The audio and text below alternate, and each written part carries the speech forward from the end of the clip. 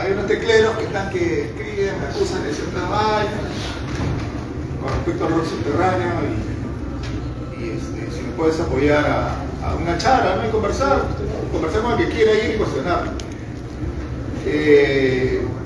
Para mí, la cuestión de rock subterráneo es una vaina hace 40 años.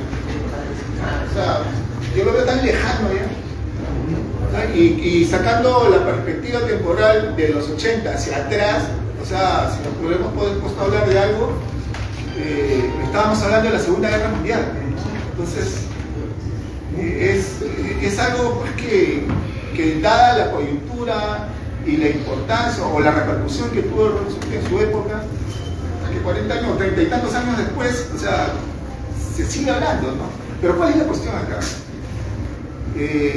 La exclusividad del término rock subterráneo. Por ahí yo escuché, no, que no hubo rock subterráneo, acá hubo una movida pan hardcore. Claro, había pan hardcore, pues, pero los que iniciaron el rock subterráneo no se identificaron como pan hardcore, pero la primera banda que se identifica como banda de pan rock es Eutanasia, o sea, ni los Psychos. Por eso ve que los tíos recién se enteraron que cuando hay un hijo es Protopan y ya, sí, no, los Psychos que lo tiene ahí está el especialista sesentero, pero por eso yo tampoco pero a lo que voy es eso, ¿no? El rock siempre es una expresión. Yo perdón, disculpe muchachos, y de los Psychos hasta hablar de Psychos de punk se burla y joda a los peruanos en redes. No, pero para decir, a mí en Chile cuando yo digo que los Psychos para mí no es punk, ¿cómo puede decir eso? ¿Me entiendes? Para ellos sí es, sí. En Chile, ellos para ellos sí es punk, o sea, y es bueno, ya. Papi Psycho me quitó la mitad de efectos. Bueno, mentira. La situación acá pues es eso, ¿no? ¿Cuál es la pregunta? O sea, que a estas alturas de los 2000 les interesa el término rock subterráneo para etiquetarse. ¿Cuál es la responsabilidad de Eutanasia, ¿no? Si el Chiripán surgió por Eutanasia o por G3, o sea, no sé, o sea, la situación, como ya remarcó el fósforo y acá mi estimado Churro Cruz, cada época tiene su claro, somos comprados, pues somos uno vendido, nos está comprando para hablar bien. Pero la verdad es esta, la verdad es esta, ¿no? O sea, hubo contradicciones dentro de la misma banda subterránea. Leucemia, narcosis, medida urbana y autopsia no eran lo mismo que eutanasia excomulgado, ¿me entiendes? Era otra situación. La primera jornada, es más, ni siquiera era, o la primera camada era una expresión, ¿no? Pero querían hacer un rock diferente. El mismo Daniel F. o el mismo Wincho dice, déjame terminar, pero ya no hablaba un montón, empezó a ocupar, y yo por la mano, no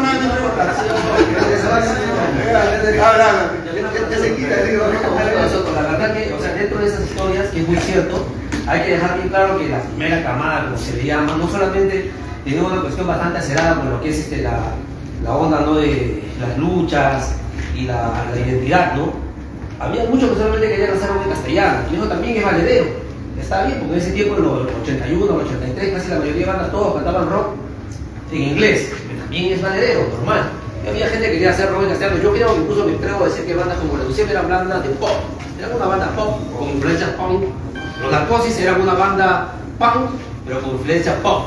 Entonces eran muchas cosas muy distintas y nadie peleaba con nadie porque bueno, era la cuestión que éramos un núcleo pequeño y salían muchas otras gentes, que el público luego se convertía también en parte de escenarios en los que nos íbamos poco a poco aglutinando esa masa de gente, ¿no? Nos íbamos congregando esta movida, que siempre se llamó movida, lamentablemente no fue un movimiento. Lo curioso que bueno, vamos a saltar a la distancia, es que hace poco vemos unos carteles por ahí que se hacen llamar ahora rock patrio o rock nacional.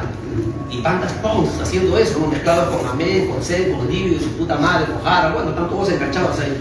Por otro lado yo digo que hace más saludable ser honestos y mejor recular, ¿no? Hacer por su lado las cosas, y está bien también, pero que dejen de joder, que dejen de estar hablando de una cosa que otra, porque se trata de o haces algo por los demás y que incentivas un movimiento o en enlace a hacer una movida pues bastante idéntica, única y con una fuerza, o haz tus cosas por otro lado, no jodas, porque si no, no dejas a la gente de generación de jóvenes, solamente las confundes. A mí me joden y me dicen que hay gente incluso que me dice que porque yo vivo donde vivo acá, que porque vivo en Alemania soy nazi. A ver, ¿quién carajo me explica eso? O sea, todos los que viven en Alemania son nazis. Pero Son cosas totalmente... no vemos vivir con unas cuadras, ¿no? O sea, y luego, porque uno lo dice, uno también lo respeta. eres facho. Lo repito, luego me dicen, no, no es nazi, lo que pasa es que es facho. ¿Por qué es facho? Porque vive en Berlín. Ah, o sea que todos los que viven en Berlín son fachos. Claro. Entonces esas tonterías... Bueno, son Bueno, ¿se escucha? Ya, mira, la situación es esta, ¿no? O sea, la primera jornada es una banda de ¿cómo se llama? De gente que quería hacer un rock distinto, ¿no? O algunos tuvieron como herramienta el punk y establecieron hacer música, ¿no? Como te digo, Daniel y el mismo Huicho decían que ellos querían hacer, ellos venían del rock progresivo, ¿no? Ese era su onda, ¿no? El canto del rock. Entonces, pero la radicalidad, de repente, en el discurso, la radicalidad entre comillas, para la época, influenció en bandas como Eutanasia, como Excomulgados, que más radicalizan el discurso, ¿no? ¿Por qué? Si vamos a ver la geografía en la cual habían surgido estas bandas, generalmente son de barrios populosos, ¿no? La Victoria, Barrios Altos, San Martín de Porres, donde de alguna manera la situación que se estaba viviendo, el contexto, la coyuntura, era, ¿cómo se llama? No era bonita. Teníamos en una situación de crisis económica total, en una crisis social, crisis política, inmersos en una guerra interna, en la cual los jóvenes de esa época estaban por gente de deciles, sobre todo los que vivíamos en barrios marginales, ¿no? Y barrios populosos, ¿no? O vas, asumes lo que se apoyamos un sistema a la cual de repente las bandas subtes estaban en contra. Entonces, ese discurso se radicaliza. ¿Sí? Entonces, la segunda camada de rock subterráneo es muy distinta. Dura lo que tuvo que durar desde el 85 hasta los 90, ¿no? Y por situaciones externas a ellos, dejan de tocar las bandas y se van del país. A diferencia de escenas como la argentina, la brasileña, lo que acá no había era una industria. En Argentina y en Brasil sí había una industria, underground llámenla, pero una industria. Claro, y que venía desde antes. Esa industria underground, musical, cultural, es la que publica, o sea, o saca los discos de bandas como Cólera, o Los Secos, Los Ratos de Porao en Brasil, ¿no? Los Violadores en Argentina. Paco le dio la letra a los violadores para poder sacar Seguro, los detalles no los conozco, pero me entiendes. Y bueno que digas tú que eres un conocedor. ¿En qué sentido? O sea, es raro ahora que puedes ver en YouTube que en un programa como Aló Giselle en Brasil toque Garotos Podres. O sea, es como que un programa como Gisela Valcárcel salga tocando Eutanasia, ¿no? O Excomulgados, o sea, ¿por qué? Porque entraron a la radio. Es que obviamente había radios alternativas, había programas, o sea, había una industria que los impulsaba, es por eso que llegaban acá como vinilos, ¿no? Entonces la escena era más grande. Estamos hablando del término desde el punto de vista netamente musical. Y acá en esa época había el dilema, ¿no? O continuamos como subte porque todo era autogestionario, porque todo era una expresión, podías escribir de repente o dedicarte a la poesía. Otros optaron, en este caso estaba la movida subte, entonces agarrar el pan roll, agarrar unas guitarras y expresarte.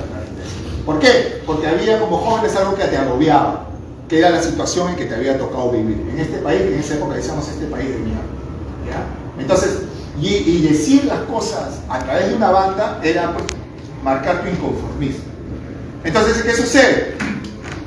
Que no había límite. Entonces todo era sobrevivencia, ¿no? Conciertos. Estábamos recordando con Choroturo hace un rato. Era maqueta, ¿sabes? Maquetas, los conciertos eran con unos parlantes que los comprábamos en Paruro, ¿no? Una batería que tenía un Pac-Man que era como platillo, ¿no? Porque estaba partido así. Entonces, todo era una manera de querer expresarse, ¿no? Era querer expresarse. No era tanto querer llegar a ser unas estrellas. Y entonces venía el dilema, pues.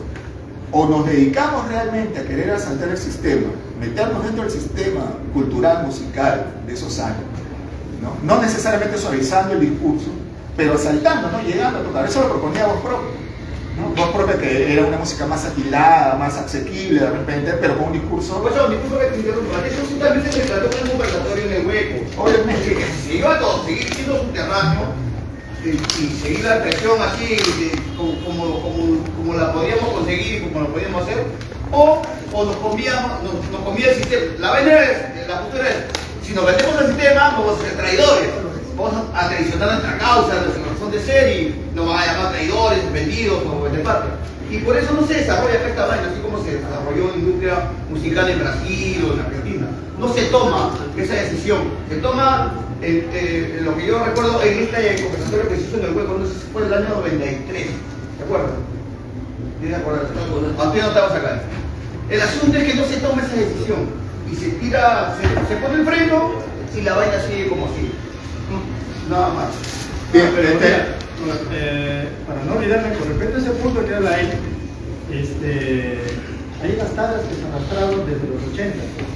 La gente decía en las reuniones, sí, dos opciones, o hacemos nuestra propia movida o nos infiltramos al sistema y cuando nos metamos al sistema jalamos al resto.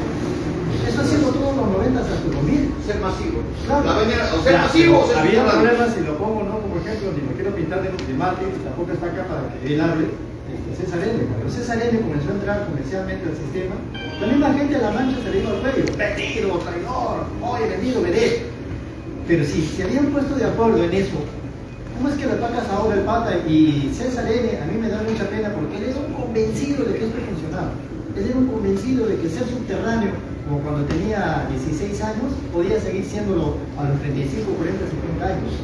Y entonces él, en su personalidad, él decía, pero ¿por qué me atacas si estamos haciendo lo que hemos planeado? Otro ejemplo, el famoso Daniel F.